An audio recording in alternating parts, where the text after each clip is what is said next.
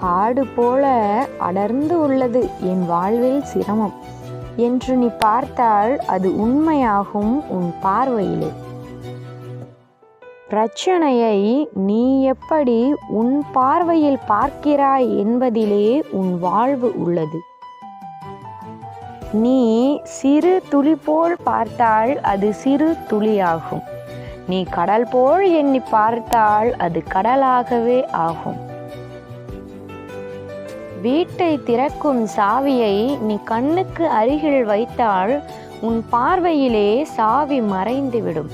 தொலைவில் வைத்தாலே சாவி தென்படும் உன் பார்வைக்கு.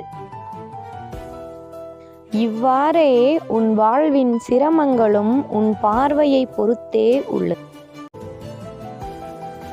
அருகில் வைத்து பார்த்தால் பிரச்சனையே உலகமாகும்.